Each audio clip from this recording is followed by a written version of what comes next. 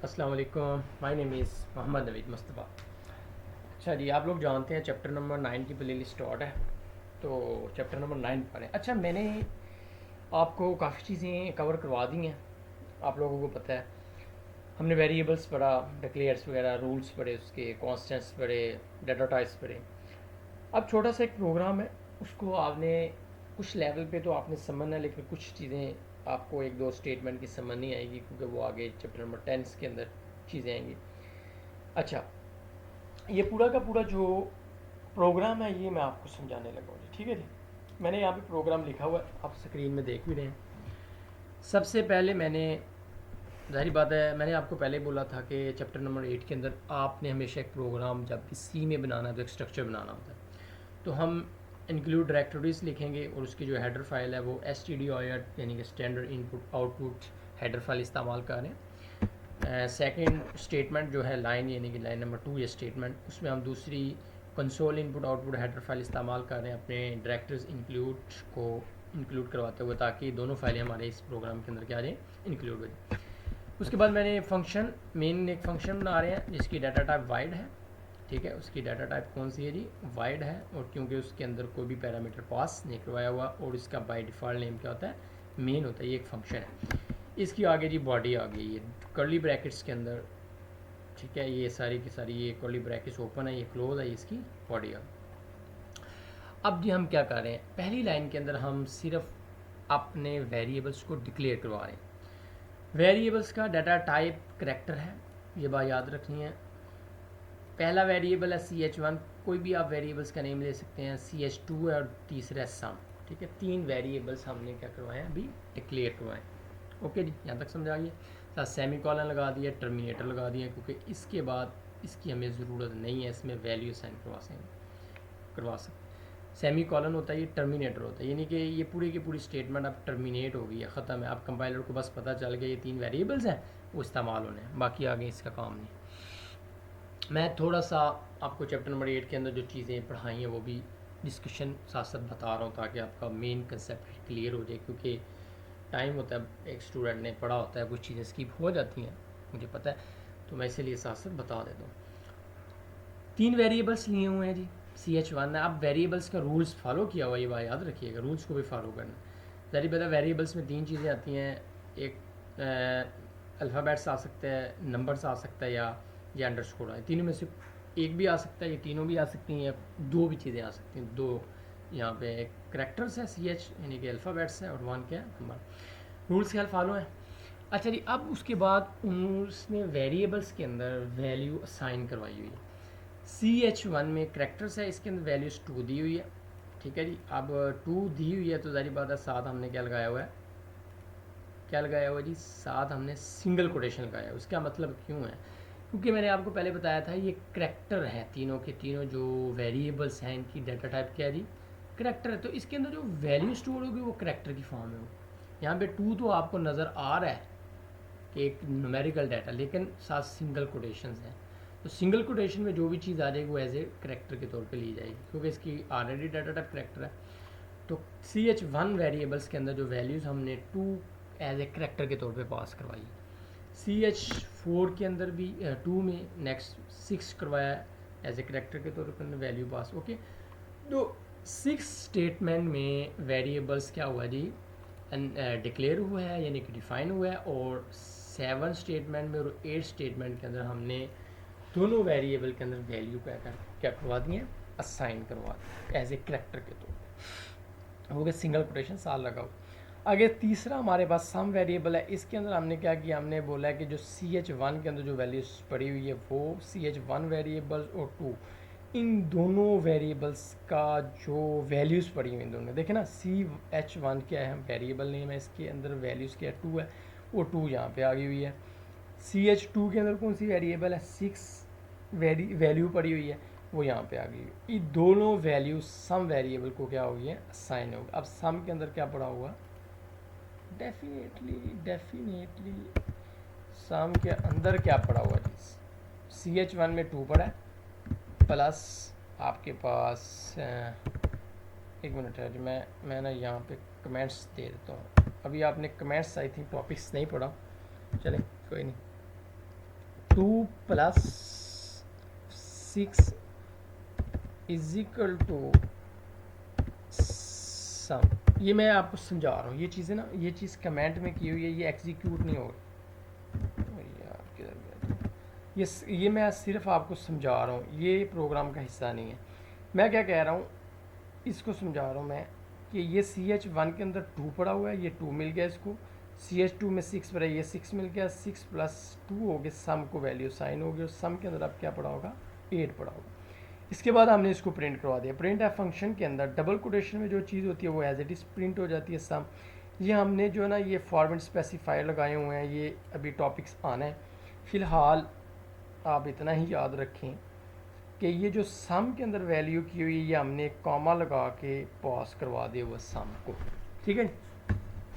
अब इसकी आउटपुट क्या आएगी, आउटपुट डेफिनेटली क्या आएगी, CH1 में 2 पड़ा है, इसमें 6 पड़ा है, 6 प्लस 2 हो गया, क्या हो गया जी, 8 हो गया, और सम को 8 मिल गया। उसके बाद सम को हमने प्रिंट करवा दिया यहाँ पे, और सम के अंदर 8 हुआ तो वो प्रिंट हो जाएगी वैल्यू 8। तो इसका आंसर क्या आएगा, सम इज इक्वल टू 8, ठीक है जी।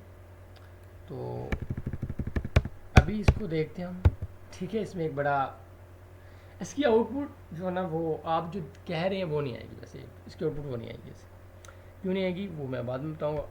मुझे उम्मीद है कि स्टूडेंटों को पता भी होगा काफ़ी। सम इज इक्वल टू, ठीक है जी, यहाँ पे देखें, सम इज इक्वल टू आपके पास क्या होता है, बल्कि 104 आ, 104 आ। हालांकि क्या आना चाहिए था जी, 8 आना चाहिए था। अब हुआ क्या, यहाँ पे देखें, यहाँ पे 2 वैल्यूज़ नहीं है स्टोर हुई। मैं अगर फॉर एग्जाम्पल ना, मैं भी आपको समझाता हूँ, मैं अगर इसको ऐसे कर दूँ, ये अब 2 वैल्यू बन गई है, ये करेक्टर नहीं रहा, और यहाँ पे मैं इंटीजर कर देता हूँ। समझ आ रही है, मुझे उम्मीद है कि आपको समझ आ रही होगी। ओहो सॉरी, ये क्या हो गया है, ठीक है जी। ओके, 3 वेरिएबल्स ले लिए, दोनों वैल्यूज 6 हो गए, सम में मिल गई और प्रिंट हो गया सम। दोबारा इसको एग्जीक्यूट करवाते हैं। ये क्या हो गया, oh sorry sorry sorry sorry, already ये पैनल खुला हुआ है इसलिए फाइल ओपन कर देता है। ठीक है ठीक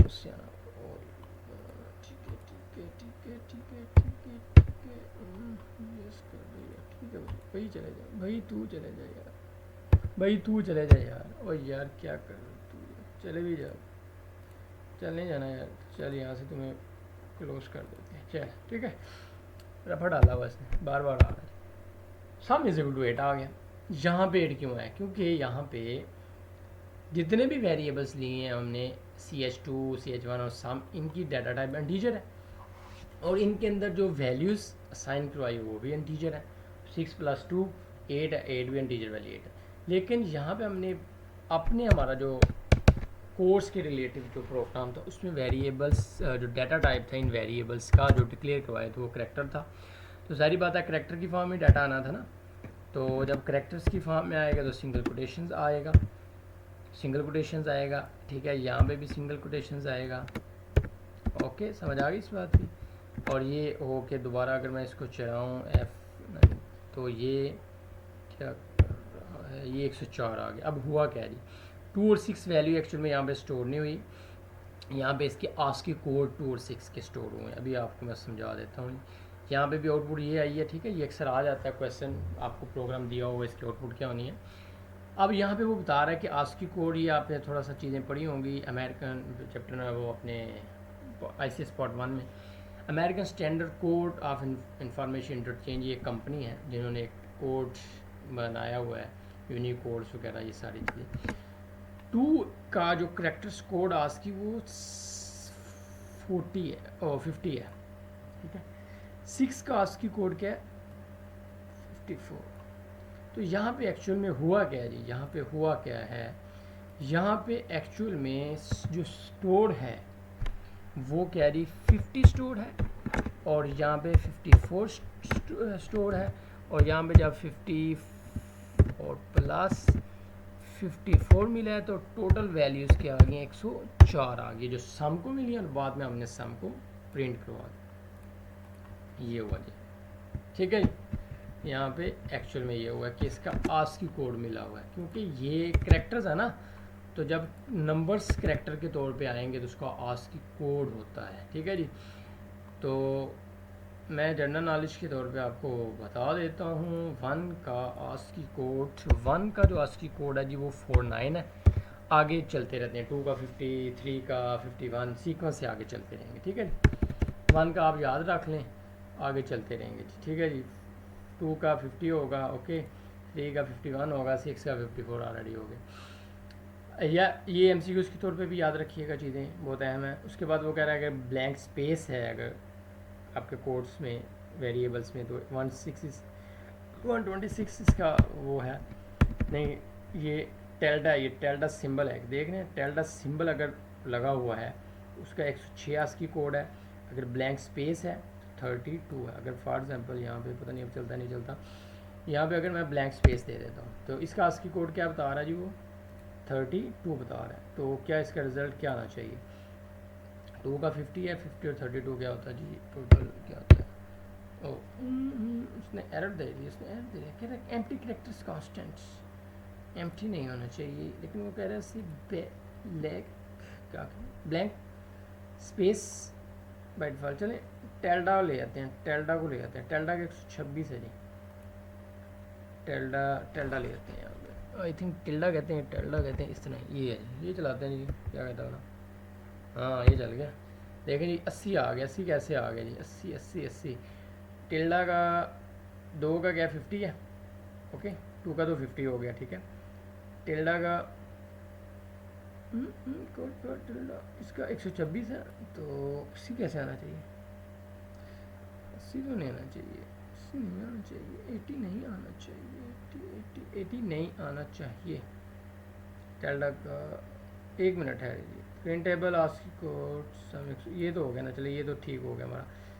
प्रिंटेबल आस्की कोड वो कह रहा है 32 है, अगर ब्लैंक स्पेस है सिर्फ 1 से 126 तक कोड फॉर, हाँ वो कह रहा है कि, हाँ बल्कि वो कह रहा है कि ब्लैंक स्पेस से लेकर अगर जितने भी करेक्टर्स आ रहे हैं ना वो 126 के अंदर अंदर उनके कोड आ रहा है, और लास्ट टेल्डा है।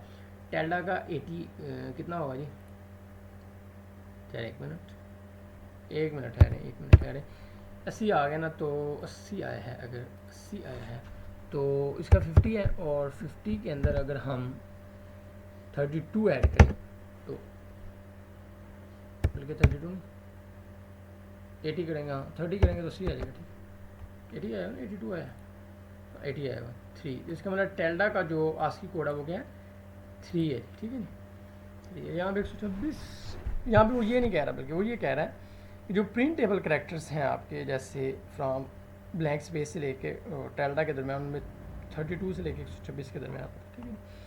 तो मैं उम्मीद करता हूँ आपको इसकी समझ आ गई होगी काफ़ी, ठीक है जी, काफ़ी इजी था। अच्छा मैं यहाँ पे एक बात आपको बताने लगा हूँ, ये जो प्रिंट एफ वाला ना, ये हम चैप्टर नंबर 10 के अंदर पढ़ेंगे, दोनों फंक्शन प्रिंट एफ और स्कैन एफ, ठीक है जी।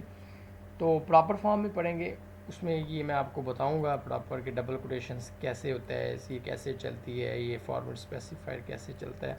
अभी तक आपने बस ये याद रखना है कि ये जो वेरिएबल सम है इसके अंदर वैल्यूज़ जो हमने रखी हुई हैं अपनी, ठीक है, CH1 की वैल्यू, H2 की वैल्यूज़ एज ए उसके तौर पे आस्की कोड के तौर पे वो सम को मीडिया, और यहाँ पे हम सम को क्या करवा रहे हैं, प्रिंट करवा रहे हैं, ठीक है जी, सम को प्रिंट करवा रहे हैं, इसके अंदर वैल्यू प्रिंट हो रही है। फ़िलहाल इतना यार, टेक केयर, अल्लाह हाफिज़, अल्लाह हाफिज़।